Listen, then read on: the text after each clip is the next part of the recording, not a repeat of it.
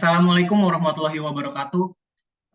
Tak kenal maka tak sayang, maka dari itu izinkan saya memperkenalkan diri. Nama saya Brilian Jelang Ramadan dengan NIM C24012111060 dari kelompok 7. Kali ini saya akan memaparkan hasil seminar penelitian saya yang berjudul Analisis Pertumbuhan, Reproduksi, dan Makanan Ikan Selar Kuning atau Selaroides leptolepis yang ditangkap di Laut Utara Jawa. Boleh di next?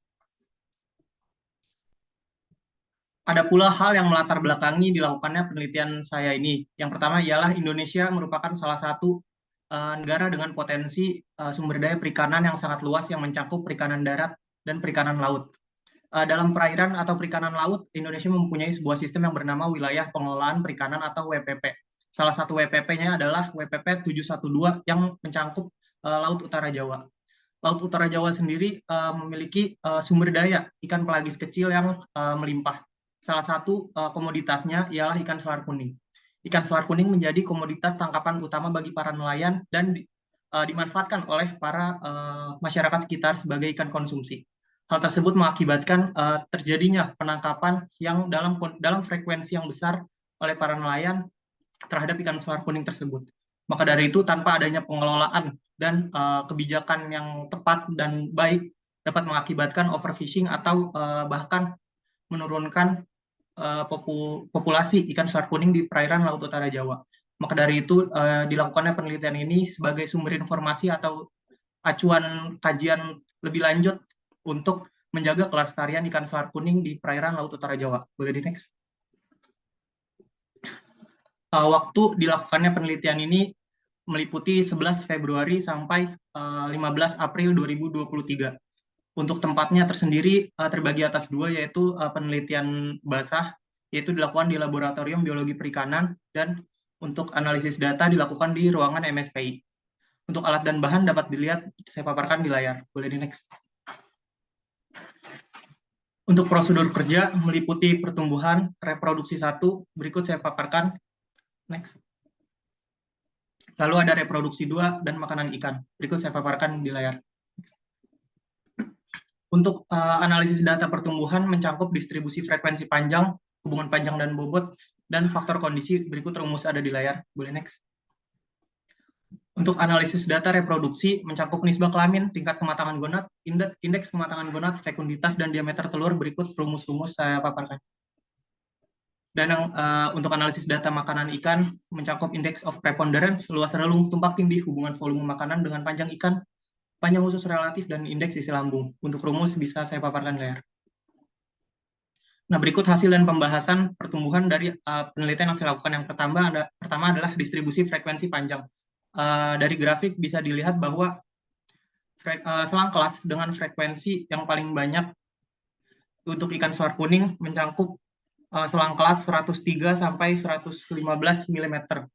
Nah, untuk hubungan panjang dan bobot total di sini dapat dilihat bahwa satu satuan panjang itu mempengaruhi 1,907 bobot. Dan berikut determinasi dapat dilihat bahwa keeratannya sebesar 54,82%. Untuk faktor kondisi dapat dilihat bahwa faktor kondisi yang paling tinggi berada pada selang kelas yang ke-8. Boleh di next. Untuk hasil dan pembahasan reproduksi yang pertama adalah nisbah kelamin. Dari tabel yang saya paparkan dapat diketahui bahwa nisbah kelamin atau keseimbangan antara ikan selar kuning jantan dan betina itu tidak seimbang. Dapat diketahui bahwa nilai X kuadrat hitung selalu lebih besar daripada X kuadrat tabel. Dan hal ini dapat mempengaruhi laju reproduksi ikan selar kuning di suatu perairan. Untuk selanjutnya adalah nilai TKG. Untuk TKG jantan sendiri dapat dilihat pada grafik bahwa TKG jantan didominasi oleh TKG 2. Sedangkan untuk TKG betina didominasi oleh TKG 4. Selanjutnya adalah untuk indeks kematangan gonad atau IKG. Untuk yang jantan dapat dilihat bahwa IKG jantan paling tinggi berada pada TKG yang ke-4. Dan IKG yang betina juga paling tinggi berada pada TKG yang ke-4. Boleh next. Selanjutnya masih mengenai reproduksi, selanjutnya adalah hubungan fekunditas dengan panjang dan hubungan fekunditas dengan bobot. Di sini dapat dilihat bahwa satu satuan panjang dapat mempengaruhi fekunditas sebesar nilai B tersebut. Dan untuk satu satuan bobot dapat mempengaruhi fekunditas sebesar nilai B tersebut.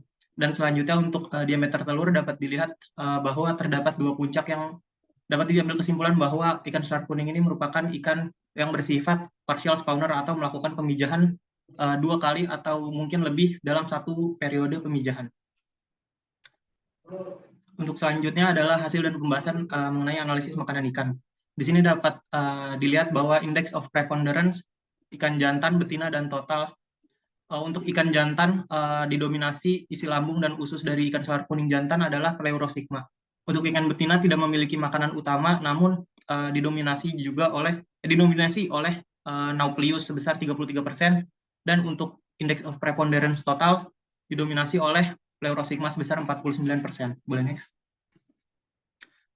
Nah, selanjutnya adalah untuk luas relung dapat dilihat bahwa nilai luas relung pada ikan selar kuning jantan adalah bernilai 0,1171 dan untuk betina adalah 0,1184.